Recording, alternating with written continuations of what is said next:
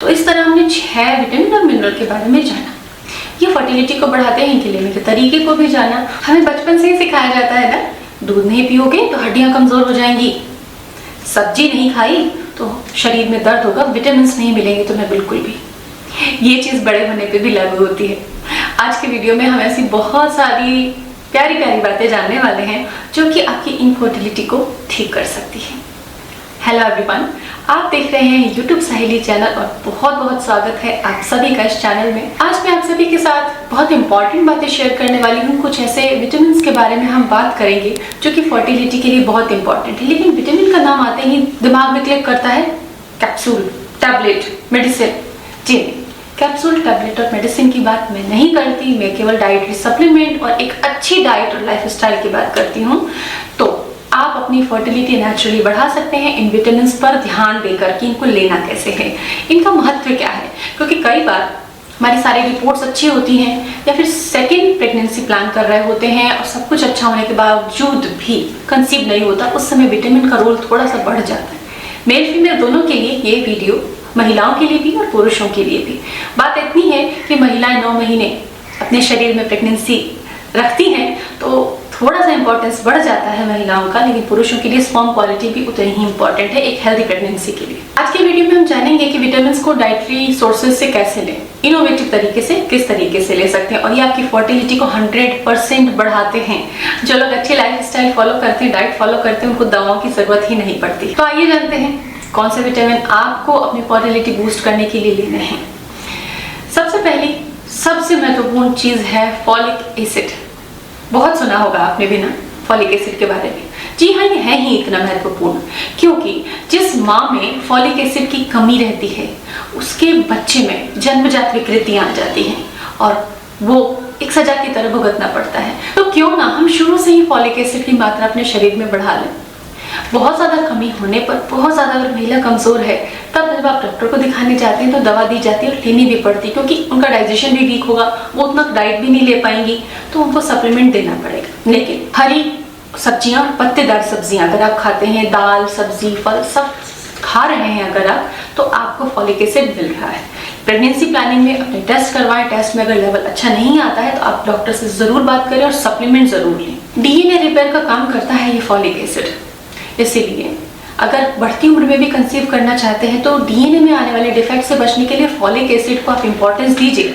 अगर आप folic acid को इंपॉर्टेंस देंगे तो वो भी आपको इंपॉर्टेंस देगा और डिफेक्ट से बचा के रखेगा, प्रोटेक्ट करेगा। दूसरी इंपॉर्टेंट चीज विटामिन डी। विटामिन डी कैसे लेना है, कई वीडियोस बनाए हैं, कई बार बात की है, कई लोगों को मैंने बताया है कमेंट्स में भी। सन बाथ, सुबह की पहली गुनगुनी धूप का सेकना, इससे बॉडी के अंदर कैल्शियम एब्जॉर्प्शन बढ़ता है, एक्ट क्वालिटी इंप्रूव होती है, एएमएच इंप्रूव होता है। और सबसे इंपॉर्टेंट बात, जिन महिलाओं को ओव्यूलेशन, इम्प्लांटेशन सक्सेस नहीं होता, ठीक से नहीं हो रहा है, वो होने लग जाता है। कई महिलाओं को मिसकैरेज का रीजन होता है कि विटामिन डी में डेफिशिएंट है। तो ये सारे संभावित कारणों से बच सकते हैं आप। विटामिन डी पर ध्यान दें। आपको नहीं पता कि भाई मेरा क्या लेवल है तो जांच कराएं। ऑनलाइन कई लैब के बारे में बताया मैंने, जिससे कि आपको घर पे आराम से टेस्टिंग हो जाती है। आप टेस्ट वगैरह कराएं, पता करें, उसके बाद वीकली सप्लीमेंट ले सकते हैं। आप डाइट से दूध और दूध से बनी हुई चीज़ों का सेवन कर सकते हैं। आप कई मैंने सप्लीमेंट्स बताए हैं नेचुरल, जिनको कि आप ले सकते हैं। लेकिन धूप सेकना अपने आप में एक आनंद की बात है और ये प्राकृतिक रूप से आपके शरीर में विटामिन डी के स्तर को बढ़ा देगा। ये इम्यूनिटी भी बढ़ाता है, ये आपके डिप्रेशन को भी दूर करता है। इसीलिए गुनगुनी धूप को सेकना बहुत बहुत जरूरी है खुश रहने के लिए भी। आयरन, खून की अगर कमी है तो गर्भधारण नहीं हो पाता, होता भी है तो शुरुआत में ही मिसकैरेज हो जाता है। क्यों मिसकैरेज कैसे हो जाता है, मैकेनिज्म क्या है? खून कम तो बॉडी के अंदर ऑक्सीजन का सप्लाई कम, क्योंकि बॉडी को एक एक कोशिका को, गर्भ में पल रहे शिशु को ऑक्सीजन कहाँ से मिलता है? ये जो ब्लड है ना, ब्लड में ही ऑक्सीजन ऐड हो जाता है और वो मूव करता है, सब जगह पहुंच जाता है शरीर के अंदर। लेकिन अगर खून की कमी है तो ऑक्सीजन कौन सप्लाई करेगा पूरी बॉडी में और उस शिशु को जो गर्भ में पल रहा है? और इसकी वजह से कई सारे रिस्क होते हैं। आयरन डेफिशिएंसी यानी कि एनीमिया एक्ट क्वालिटी और स्पर्म क्वालिटी को भी प्रभावित करती है। तो मेरे बहुत सारे टिप्स हैं, डेट्स से, हलीम सीड्स के, सिट्रस फ्रूट के, कई एक्सरसाइजेज हैं कि आप डाइट ले रहे हैं पर एब्जॉर्प्शन नहीं है आयरन का अच्छा, तो आप एक्सरसाइज करें, उससे एब्जॉर्प्शन बढ़ेगा। सिट्रस फ्रूट लें, सिट्रस जूसेस लें, उससे एब्जॉर्प्शन बढ़ेगा। तो आयरन बहुत ज़्यादा इम्पॉर्टेंट होता है। दाल, सब्जियाँ, इन सब में बहुत अच्छी मात्रा में आपको आयरन मिल जाता है। और खट्टे फल, 1 गिलास नींबू पानी, 1 मौसमी, 1 संतरा आप ले सकते हैं। इससे आयरन का एब्जॉर्प्शन बहुत अच्छा होता है। विटामिन ई को फर्टिलिटी विटामिन भी कहा जाता है, क्योंकि ये बहुत अच्छा काम करती है फर्टिलिटी बढ़ाने का। एग और स्पर्म को ज़्यादा समय तक बढ़िया बनाए रखने के लिए बहुत ज़रूरी है विटामिन ई। तो विटामिन ई कहाँ मिलता है? बीजों में मिलेगा। कद्दू के बीज, अलसी के बीज, तिल के बीज, जितने ड्राई फ्रूट्स हैं उनके अंदर विटामिन ई मिलेगा। आलमंड्स में, बादाम में बहुत अच्छा विटामिन ई होता है, साथ में बहुत अच्छा प्रोटीन भी होता है। तो आप इनका सेवन करें। गर्मियों के मौसम में मैंगो शेक में आप भिगोए हुए आलमंड को चॉप करके डाल सकते हैं, आलमंड मिल्क बना सकते हैं। आलमंड को सुबह सुबह खाली पेट भिगोए हुए आलमंड्स को पील ऑफ करके खा सकते हैं। तो आलमंड्स और इसी तरह और भी सीड्स और नट्स हैं, उनको थोड़ा जगह दीजिए रूटीन में, तो विटामिन ई नेचुरली आपको मिलने लग जाएगा। अब बात आती है अगले विटामिन की। वो कौन सा है? वो है vitamin B. Vitamin B group में 8 महत्वपूर्ण विटामिन होते हैं। ये विटामिन क्या करते हैं? शरीर के अंदर खून के स्तर को बढ़ाते हैं।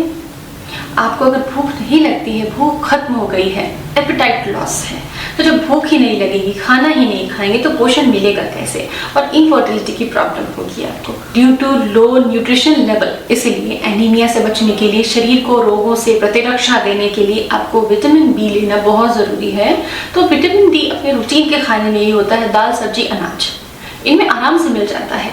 तो लेकिन अगर आप बिल्कुल खाना नहीं खा पा रहे हैं, तो एक बार आप 10 या 15 दिन के लिए कुछ विटामिन सप्लीमेंट ले लीजिए, ताकि आपकी जो भूख नहीं लगने की प्रॉब्लम है वो खत्म हो जाए। एक बार आप रूटीन में आ जाए, खाना खाने लगे, फिर आप अपने खाने से सारी पूर्ति कर सकते हैं। तो विटामिन बी का बहुत महत्व है फर्टिलिटी के लिए। अगला महत्वपूर्ण है मिनरल, वो है जिंक। जिंक डीएनए सिंथेसिस में महत्वपूर्ण रोल अदा करता है। आपके एग और स्पर्म में डिफेक्ट नहीं चाहते हैं आप, डेफिनेटली कोई भी नहीं चाहेगा, तो जिंक का इस्तेमाल करें। पंपकिन सीड में बहुत अच्छा जिंक होता है, तिल में बहुत अच्छा जिंक होता है, स्प्राउट्स में बहुत अच्छा जिंक होता है। इसी तरह बहुत सारी फल सब्जियां हैं जिनमें जिंक पाया जाता है। जिंक पे मेरा अलग से वीडियो है, तो डिटेल जानकारी के लिए आप उस वीडियो को देखें। 5 मिनट में आपको बहुत सारी समस्याओं का हल मिल जाता है, तो ये देखना बेहतर है विदाउट एनी कॉस्ट। तो फ्रेंड्स, जिंक इम्प्लांटेशन को सक्सेस करने के लिए इंपॉर्टेंट है, जिंक इम्यूनिटी के लिए इंपॉर्टेंट है, जिंक पुरुषों के लिए सबसे ज्यादा महत्वपूर्ण मिनरल होता है फर्टिलिटी बढ़ाने के लिए। तो इस तरह हमने 6 विटामिन और मिनरल के बारे में जाना, ये फर्टिलिटी को बढ़ाते हैं, इनके लेने के तरीके को भी जाना। उम्मीद करती हूँ अब आपसे गलती नहीं होगी और आपकी प्रॉब्लम भी सॉल्व हो जाएगी। आप इसी तरह मुस्कुराते रहें। हम मिलेंगे अगली वीडियो में। Bye bye.